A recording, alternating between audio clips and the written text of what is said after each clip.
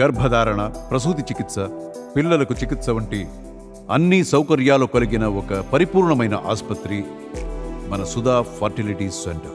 ఆంధ్రప్రదేశ్ రాష్ట్ర వ్యాప్తంగా కూడా నూతన ఇసుక పాలసీ అయితే అమల్లోకి వచ్చింది. నూతన ప్రభుత్వం ఏర్పడిన వెంటనే ముఖ్యమంత్రి నారా చంద్రబాబు నాయుడు ఉచిత ఇసుక విధానాన్ని అయితే అమల్లో తీసుకురావడం జరిగింది. ఎన్నికల సమయంలో ఏదైతే హామీ ఇచ్చారో ఉచితంగా ఇసుకను పంపిణీ చేస్తారంటూ ఎన్నికల సమయంలో నారా చంద్రబాబు హామీ ఇచ్చారు. ముఖ్యమంత్రిగా బాధ్యతలు చేపట్టిన వెంటనే ఉచిత ఇసుక విధానాన్ని అయితే అమలు చేస్తూ నిన్నటి రోజున ఉత్తర్వులు కూడా జారీ చేయడం జరిగింది. ఉత్తర్వులు జీవో జారీ చేయడంతో రాష్ట్ర వ్యాప్తంగా కూడా ఉన్నటువంటి స్టాక్ పాయింట్లలో ఉచిత ఇసుక పంపిణీ అయితే జరుగుతుంది. ఒకసారి ప్రస్తుతం మనమైతే మంగళగిరి నియోజకవర్గం తాడేపల్లి పక్కన ఉన్నటువంటి గుండెమెడ ఇసుక స్టాక్ పాయింట్ వద్ద ఉన్నాం. ఈ యొక్క స్టాక్ పాయింట్ వద్ద ఇసుక పంపిణీ ఏ విధంగా జరుగుతుందో ఒకసారి చూడొచ్చు. ట్రాక్టర్ల ద్వారా వినియోగదారులు ఉచిత ఇసుక పొందేందుకు పెద్ద ఎత్తున కూడా ఆసక్తిని చూపిస్తున్నారు. ఆ తర్వాత టిప్పర్ల ద్వారా కూడా ఉచిత ఇసుక పంపిణీ అనేది జరుగుతూ ఉంది. ఇక్కడ గుంటూరు జిల్లా వ్యాప్తంగా కూడా మొత్తంగా 5 స్టాక్ పాయింట్లు అయితే ఉన్నాయి. ఈ 5 స్టాక్ పాయింట్లో కూడా టన్ను ఇసుక పొందాలి అంటే 250 రూపాయలు చెల్లించాలంటూ కూడా ఒక బోర్డును కూడా పెట్టడం జరిగింది.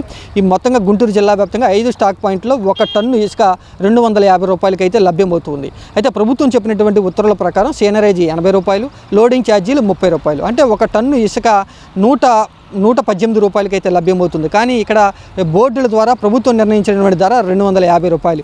దీనికి సంబంధించి కూడా కొన్ని కారణాలు అయితే చెప్పడం జరిగింది.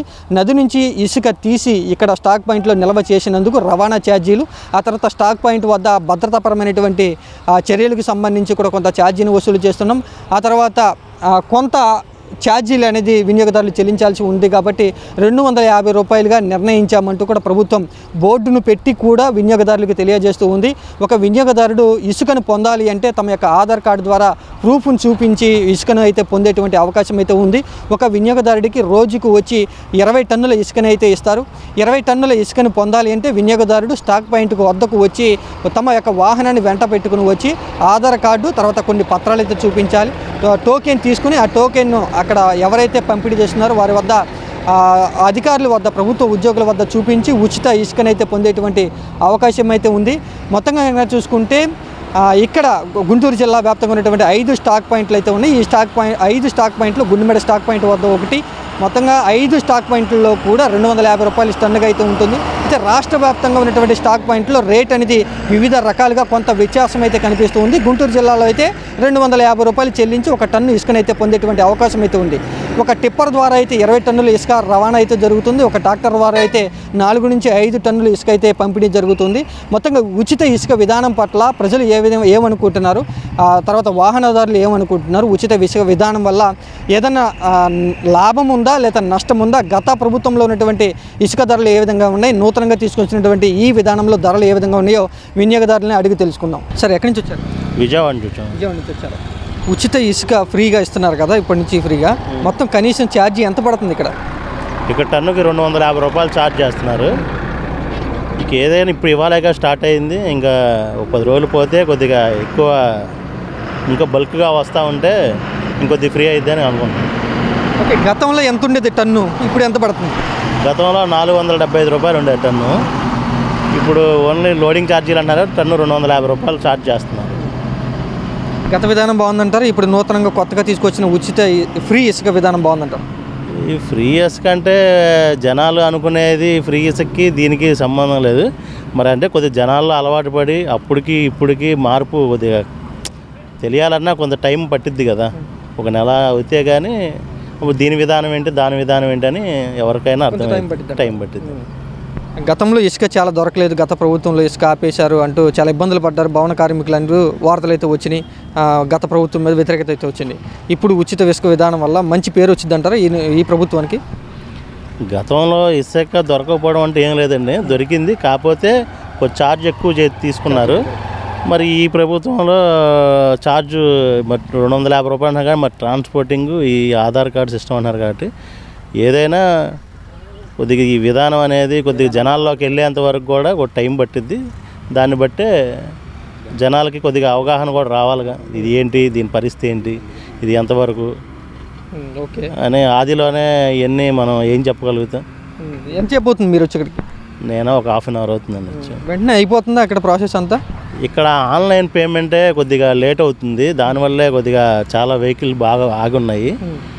మరి అది కూడా కొద్దిగా ఆన్లైన్ సిస్టమ్ కూడా కొద్దిగా బాగుంటే క్యాష్ పేమెంట్లు కదా ఇక్కడ ఆన్లైన్ పేమెంట్, ఓన్లీ ఆన్లైన్ పేమెంటే. ఆధార్ కార్డు తీసుకొని బిల్లు ఇస్తున్నారు. మరి అది ఆన్లైన్ సిస్టమ్ అంటే పేమెంట్ అవ్వట్లేదు. ఆల్రెడీ పొద్దున్న 6 గంటల కాంచి పేమెంట్లు అవ్వలేదు. దానికోసమైనా ఏంటి అవ్వట్లేదని మేము వచ్చాము ఇక్కడికి. ఆన్లైన్ సిస్టమ్ కూడా కొద్దిగా బాగుంటే ఇంకా స్పీడప్ చేస్తే ఇంకా మంచిది. ఓకే, ఎంత ఇస్తున్నారు ఒక మనిషికి, ఒక వినియోగదారుడికి ఎంత ఇస్తున్నారు? ఏమో వాళ్ళు చెప్పిన దాని ప్రకారం ఏంటంటే ఒక ఆధార్ కార్డుకి 20 టన్నులు మాత్రం ఇస్తామని చెప్పి అన్నారు. ఒక రోజుకి.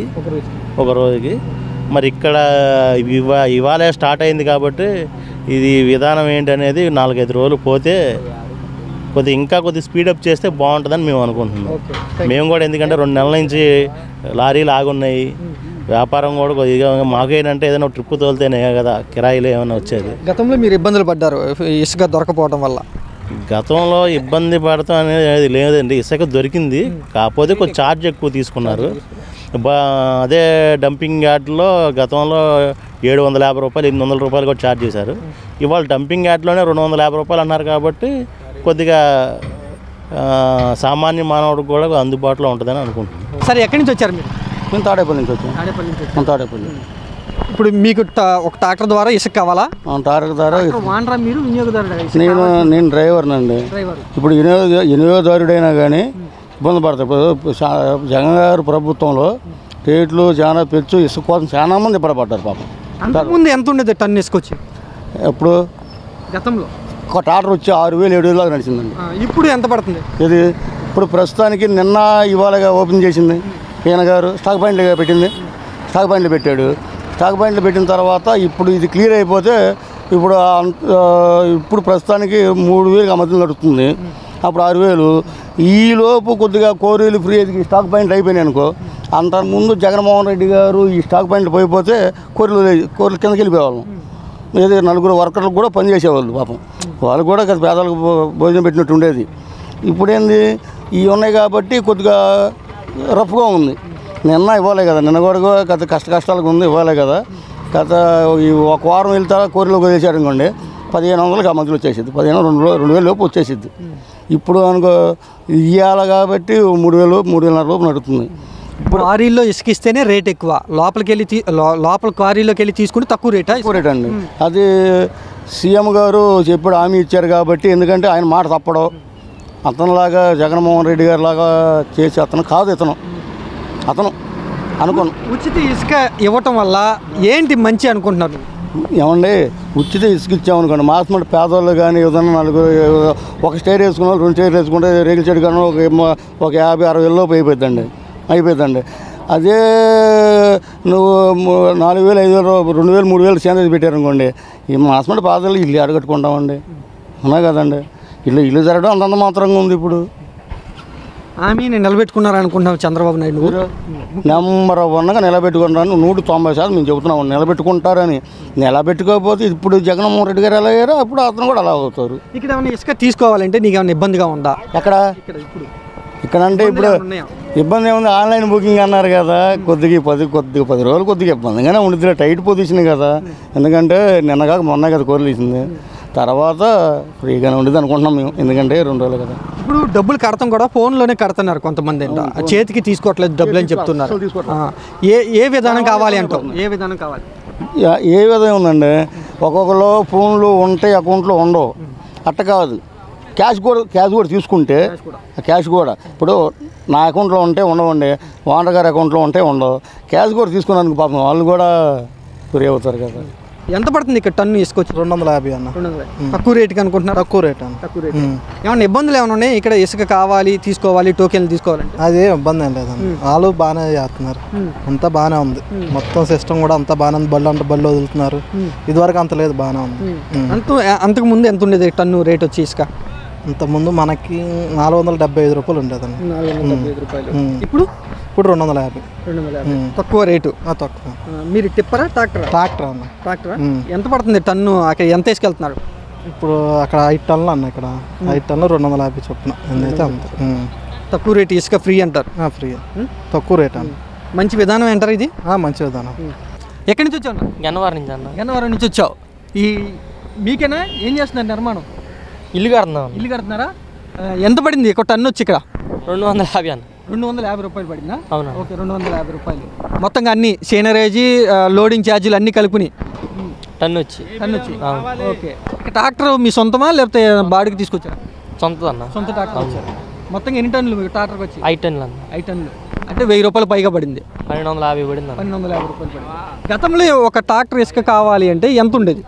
అప్పుడు ఎంత ఉండేది అంటే 2400 2500 ఉండేది.